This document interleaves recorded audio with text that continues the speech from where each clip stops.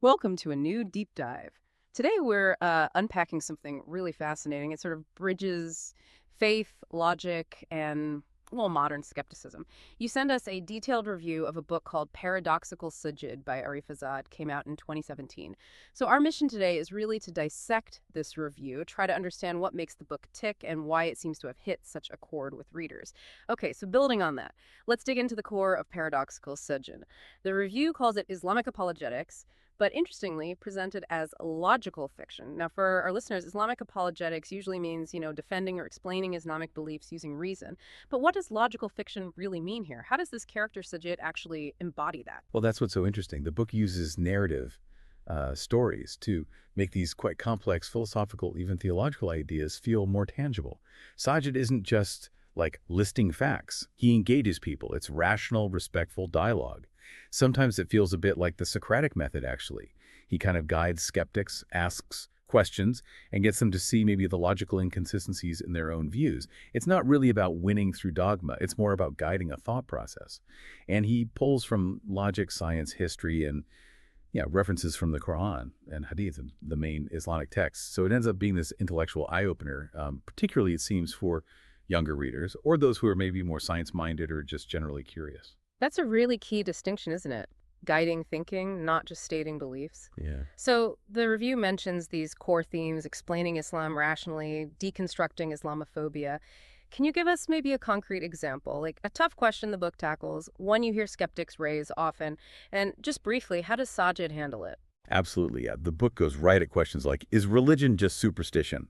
Or what about women's freedom in Islam? Even big ones, like where is Allah? Mm-hmm. And one thing it does quite effectively is reframe common criticisms. So for instance, with the superstition question, instead of just a straight defense, said you might sort of turn the lens back a bit, get the reader thinking about the philosophical basis of skepticism itself, showing that even, say, secular worldviews might rest on unproven assumptions. It tries to portray Islam not just as, well, a religion in the narrow sense, but as a whole lifestyle that can actually stand up to modern philosophical questions with solid, structured answers. Okay, that focus on reasoned answers brings us to something else the review really highlighted. How accessible it is, especially its appeal to Gen Z. How does Paradoxical Sajid actually manage to do that? To package pretty complex philosophy into stories, not, a dense textbook. Yeah, that's a great point about communication style. It avoids that dense academic feel completely by using storytelling. That makes it way more accessible, keeps you reading, keeps you hooked. And the character, Sajid himself, is really well drawn, I think. He's calm, confident, seems very clear in his thinking. It feels like the author really understood the kind of doubts and questions you see popping up on, say, YouTube or Reddit, which makes it almost perfect for today's youth, who often value that authenticity, maybe more visual or digestible content you can share easily. Right, right. So after all this positive commentary in the review, what should someone thinking about reading it know? Are there any criticisms or maybe just things to be aware of? Well, connecting it to the bigger picture. The review is overwhelmingly positive, yes, but it does mention a couple of minor things. Some readers might feel certain arguments come up a few times, maybe slightly repetitive in places. And Sajid himself, he can come across as maybe a little too perfect, like always having the right answer instantly. Flawless.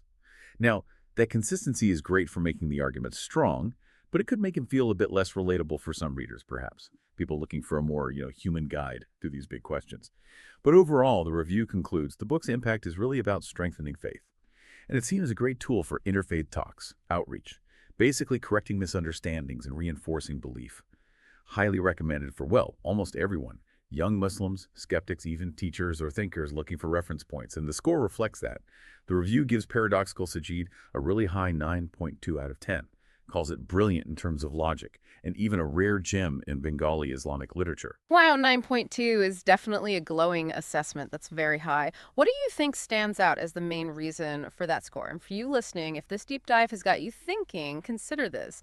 Paradoxical Sajid isn't just presented as a book. The review calls it a thinking process. It's trying to build that bridge between faith and logic. So maybe the question for you is, what questions about faith and reason might you explore next if you tried approaching them with that kind of logical